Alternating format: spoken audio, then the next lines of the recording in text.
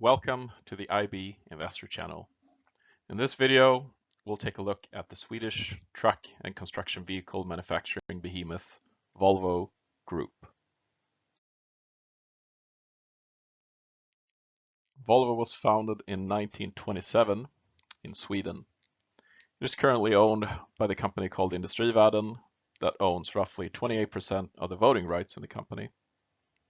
The market cap right now is 454 billion Swedish kroners or 41.3 billion US dollars, making it one of the biggest companies in Sweden for the listed market. The dividend yield sits at 3.14%. However, the board has paid out special dividends in the past, this year included, making the yield almost twice of that of 3.14%. The stock has returned 14.1% for the past 10 years, CAGR, and it currently is one of the most commonly owned companies out there in Sweden with almost 375,000 shareholders right now. We're not going to dwell on this page too much, but as you can see, Volvo do own a few other brands apart from Volvo. So I think the most common ones here that most people recognize would probably be Renault Trucks. I'm having a hard time pronouncing that name, but also the Mack truck company in the USA. Personally, I've never heard about Rockback or Prevost or Novabus, so they're probably flying under the radar. But as I said before, I think Mack and Renault Trucks are the two most known ones, at least on this page. To demonstrate how big this company is, they have factories in 18 countries across the world. In addition to their production sites and industrial operations worldwide, they also include several product development centers and a large number of parts and distribution centers and logistics centers across the world. And also they have assembly plants operated by independent companies at least 10 locations around the world. They also have a lot of employees. I think this number was from 2022, so it's probably much more than this now, but at least 102,000 employees. And they also delivered a lot of trucks. So the number here on the bottom left, 145,000 truck deliveries. That was the 2022 number. So a lot of deliveries of trucks. Now looking at the return figures. So at the top left corner here, we're going to monitor the B shares in this case. And the B shares has returned 132% for the last or past 10 years. But if we add in and reinvest the dividends back into more shares, that would have added another 142%, providing a total return of almost 284%. The average annualized return for this period has been 14.1% a year, which is quite strong because I think the indices has performed roughly 10%. So it's almost 40% higher or 4.1 percentage points higher each year. And I think the biggest takeaway here is that you can see here that the dividend actually accounts for more than half of the return during this period. So this is certainly one of those stocks where the dividends really matter and it should be reinvested into the company to gain this return of 284%.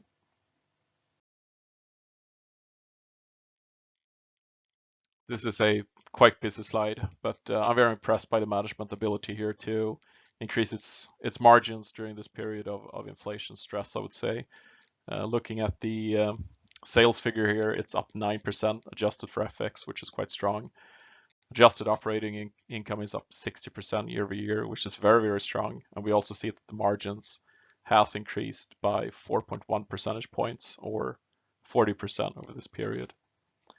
The company also delivers a high return on capital employed at 33.7%, which is almost in level with many of the tech companies that I review regularly. So it's a very strong number actually. And this proves that they have a lot of investment capabilities in this company and that they can get a lot of return on those investments. Also strong EPS growth year over year, where the EPS grew by 63%, which is very, very good. So all in all, really strong numbers across the board. So good job, Volvo. In the most recent quarter, Volvo shared some figures on the electric vehicle business segment here. And as we can see, it looks pretty good. They delivered for the trailing 12 months about 4K vehicles, and it goes in a good trend as we can see here. But we have to remember as well that they're producing or delivered 145,000 vehicles in 2022. So delivering 4K is not really going to make a dent into Volvo's deliveries. It accounts for something like 3% or something of the total deliveries right now. But the good way or the good thing that I see here is that at least it goes up. So, and I think that this business area obviously have a good runway as well, since they're only just starting. And we can see here from 2 years ago, it is up 6 times since 2 years back. So they're coming from a low level, of course, but they have a long runway here, I think. We can also see in the order intake that the trend is going upwards over the long run, at least here we can see. So it's certainly in the right direction. But we also know that there's a lot of competitors within this area. We know that Tesla have their semi-truck, although they don't have the serial production like Volvo probably does, but there are some competitors out there in this field, and there's plenty of startups here within this field too. So Volvo has a lot of competition, I think, and they have to fight hard to, keep their market share within the semis, because sooner or later somebody's going to knock on the door, and it better be Volvo defending that market share. Otherwise, they're going to run out of business quite fast, because the legacy companies of combustion engines are probably going to go away over time, but it's probably going to be here for many years. But at some point, we're probably going to drive around in electrical vehicles and even semi trucks sometime in the future. But not all the startups are successes. We've seen, for example, Volta Trucks, a Swedish startup company, going into bankruptcy here as of last week or something like this. So it is tough out there. It is a market segment which is super competitive right now, but Volvo do have the cash for it, since they still have their legacy business leg that can provide a lot of cash for the R&D for this segment.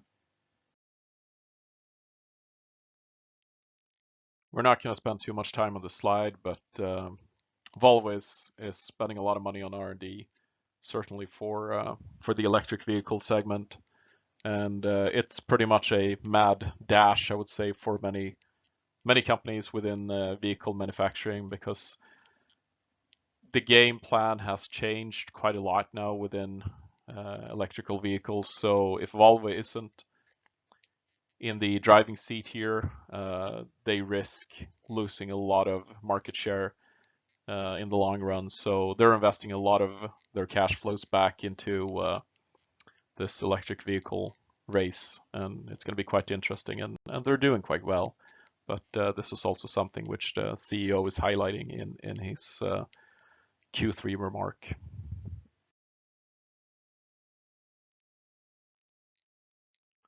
Again, for the dividend guys here, we have a slide for the dividend payouts here year by year. The only exception here would be that there were no payouts during 2020 because of COVID.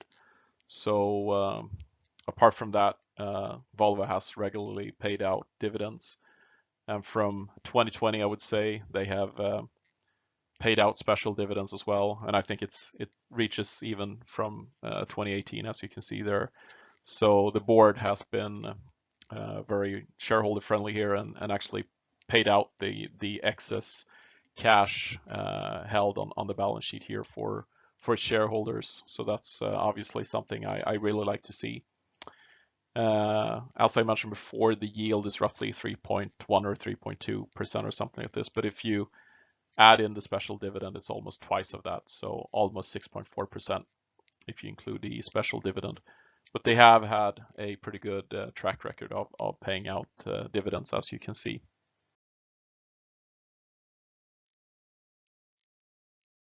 Just a fast overview on how the share has delivered or performed over the years. And the company has been listed for many years. As you can see, it stretches back all the way back to the 1980s, and has performed quite well, I would say. But it's not a Tesla, it's not a Microsoft.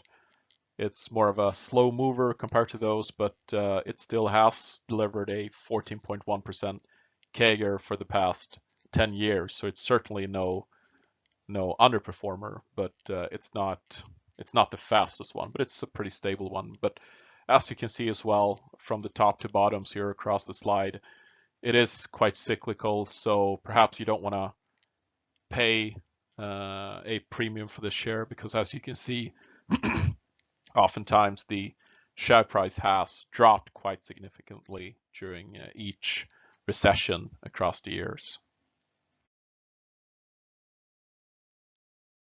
Now for the operating performance, we see that the return on equity has been quite good across the years. Looking at the trailing 12 months, we have a 26% return on equity, which is good.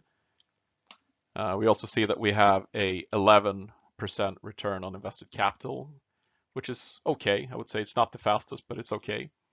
And looking back as well across the years, we see that the ROE, the middle one there, is pretty strong across the years. So management here is doing a pretty good job, I would say, of making sure that the return on equity is at a good level.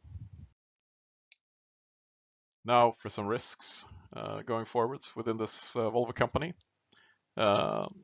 During the Q3 report, management told its shareholders or investors that for the remainder of the year, it's probably going to be pretty good.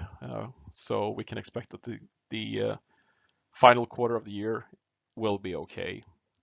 Probably a good quarter, I would say.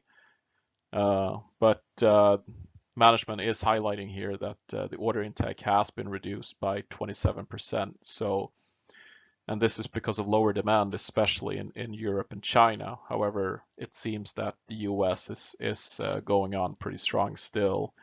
But certainly in 2024, management is already now seeing that the order books are being reduced.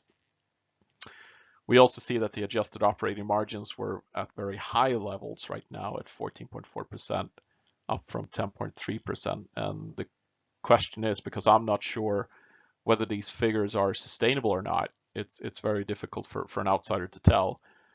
So if the figures were to drop, let's say that the margins were to drop, then the earnings will fall quite fast as well, unless we can see some strong sales growth that potentially could offset that lower profitability. But often it normally doesn't happen. So especially not in the situation that we're in now, where it just feels like everything is on all-time high for industry companies.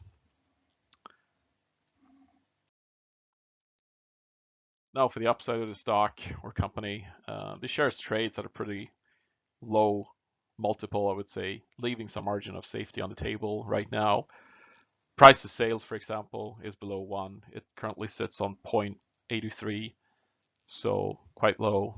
The EV/EBIT is at 6.3, not high per se, but it's not the lowest either. Price to earnings sits at 10, which is also quite low. But I think investors' biggest fears here are the memory of the most recent financial crisis, where the stock basically got eliminated. It lost almost 75% of its total share price in less than a year. So therefore, I think investors don't really want to pay a premium for this company either, because they still, maybe they're still scarred from that last situation and don't want to get burnt the same way. But this also means that the shares are trading at a pretty good level for the dividend yield, which currently sits at roughly 6% if you include the special dividend, which is quite high. This is the end for this presentation. If you liked the video, please hit the like button below. And if you wish to see more videos in the future, please hit the subscribe button below as well.